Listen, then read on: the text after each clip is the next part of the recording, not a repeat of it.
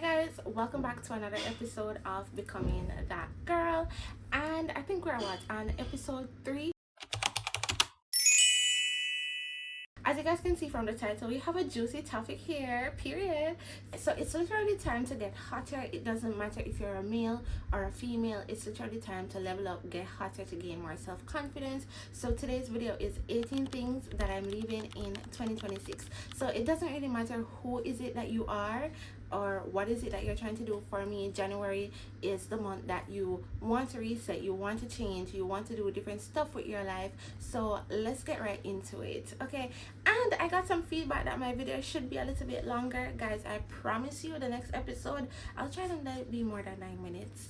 Maybe today's video is going to be less, but let's get right into it.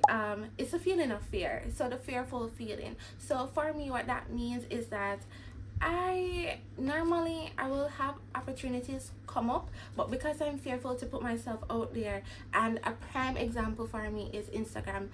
I'm scared to post on Instagram, but this year I'm creating my own little action plan to put myself out there on Instagram, because we have YouTube, TikTok. I just want to be everywhere so that people can say, oh, who's this girl? She's consistent, her pretty little face, let me follow her, period. This interview with Rihanna, I'm gonna insert it. How do you continue to be fearless every day and be your true self? You be fearless every day, and when you don't feel like it, just pretend, girl. That's it. Really and truly, don't let them see you sweat. So yes, I normally go back to that from time to time, because why not just pretend?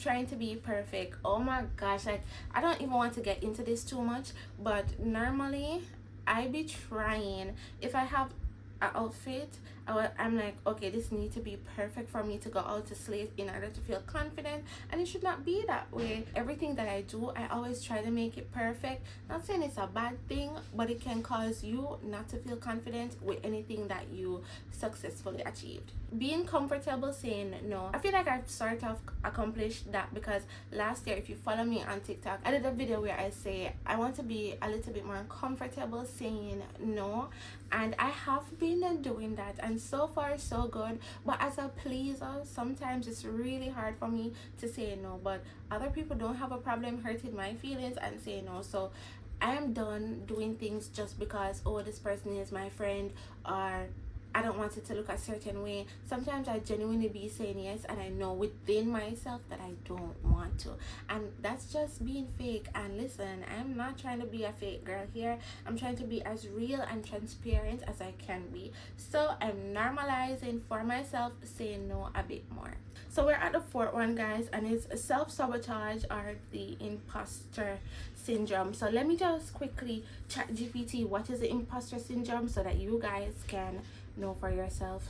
When someone doubts their own achievements and fear being exposed as a fraud, definitely I'm done self-sabotaging myself, telling myself that I can't, and miss out on opportunities that can take me higher.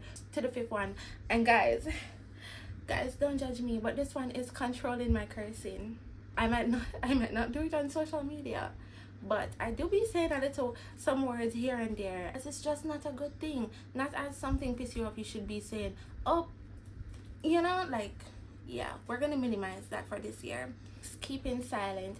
Not every achievement means that you should be going out there and talking. Some things, and I know that you normally hear it on the internet, but it's so true. Not everyone has your big interest at heart. So sometimes you have some goals, sometimes you have something that you're working on.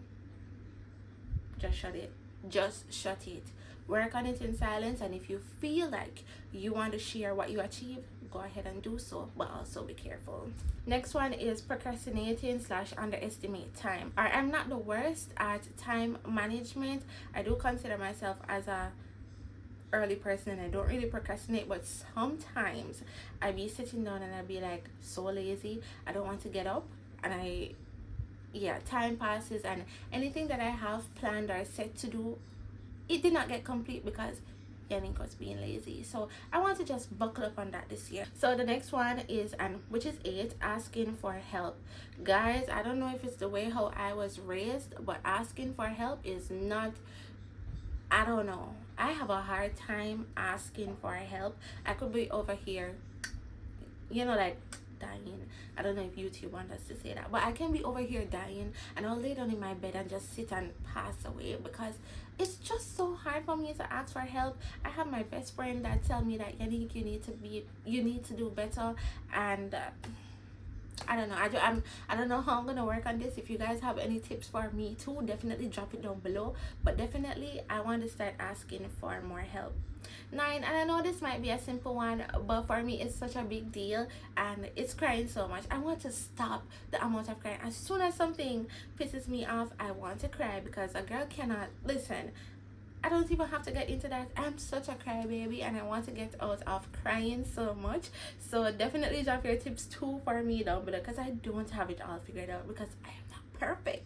10 is lack of structure. So as much as I come on here and preach about routine in my other 2 episodes, sometimes I do be slipping up, but I consider myself creating a strict routine, because for myself, I genuinely want to get things done. As I said, I'm locking in for 6 months, so I want to create a strict routine for myself, but sometimes a girl be slipping up. So yes, I'm trying to create a little bit more structure in my life. 11th one is playing small to keep peace, and an example for me is looking good. I'll be going to an event and I be in my head thinking about how the other persons are going to dress, and I try to dress down, and then when I'm at the event I realize that everyone looks so listen, this year if you see me go to a wedding in another wedding dress,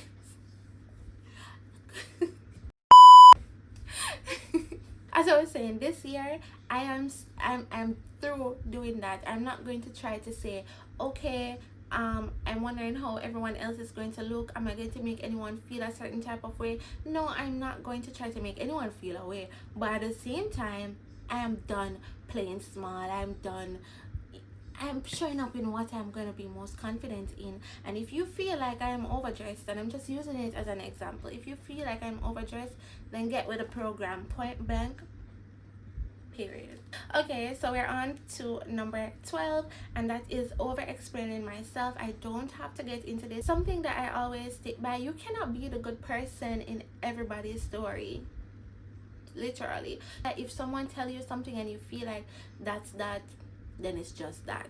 That's all I have to say. So messy environment. So for me, last year I've really created a routine for myself that I'm still trying to perfect, but sometimes my own personal space can get out of hand. Like right now, I'm just looking at the clutter because I literally got ready to film this episode and I was rushing at my space just got like, yeah. So we're working on that, and you should work on that too. When my space is dirty and cluttered, I'm depressed. I cannot function, and I would just like maybe sit in it some of the time and I'd be so down. But you see, the moment that I get up to clean it or just to put it together, I feel like I can rebrand my life in 12 hours. So I would say work on your environment, including your personal space. Like, that is so important to me. The next one, which is 14, is stop avoiding discomfort conversation. I did not write that good, but basically what I'm trying to say is normalize having hard conversations in your life. If there is someone in your life that you feel like you should talk about a certain matter, you should, because it might just set you free. You may never know. So normalize having those hard conversations, because it will pay off in the future. We're at 14, and it's ignoring my intuition. This is something that I do struggle with, and I know that a lot of people can relate. I be telling myself, get up and get that done. Like, I'm not gonna over explain this because it's still something that I'm struggling with. I'm still trying to work on it. 16 is inconsistency. So this is not really something that I do suffer from, but as I said, from time to time, we are humans. It's okay to lack in a certain area. As I said, I create a routine for myself. I'm locking in for 6 months, so I'm not inconsistent right now, but I do have my little slip-ups, and that's completely fine. But it's always how you bounce back from these things. 17 is bad money management, and child,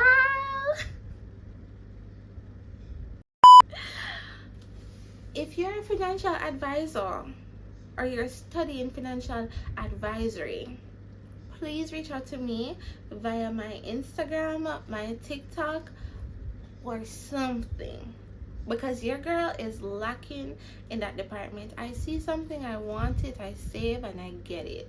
Or if I don't have to save, I purchase it and I get it. For me, my motto to myself is live now, cry later.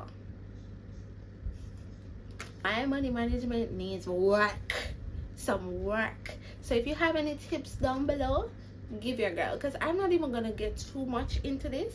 Y'all know what it means by bad money management, and me, Yannick, I have that, so we need to work on that. So if you have any tips down below, definitely recommend some to your girl. Okay, my final one for today's episode is literally repeating old mistakes, and it's a case-by-case basis. So you should really figure out why is it that you're repeating these mistakes, who is it that's causing you to make these same mistakes. Make your action plan, do your research, but if you want a detailed video on that, I'm free to do so. So thank you guys so much for watching today's video of literally 18 things that we're leaving in 2025. Not because I list 18 things and there may be about like 5 of them in the video that you want to work on mean that you should just snap into it immediately. That's not how it works. Once you do things too fast, you're literally going to crash, you're literally going to fail. When you're working on yourself, what I do realize is that once you take your time and build up the momentum, you will succeed. But once you just go ahead and dive right into it without a plan, you're going to fail. So this video, I hope that you can relate with it to some sort. I hope that I provided some takeaways, and thank you guys so much for tuning in. If you're coming from TikTok, thank you so much for coming. If you are a returning subscriber, thank you so much for watching today's episode, and always make sure that you subscribe because it's literally free, and I'm here for you every Friday. So I'll see you guys in my last episode for next week, and in February we have so much, like in February I have so much fun content, but you guys literally have to wait until my next episode to see what is it that your girl is up to. Thank you guys so much for sticking with me during this video. I really appreciate that, and until next time, I'll see you in my next one. Remember, make good choices, be good to others, and God always have you. Mwah. Bye guys.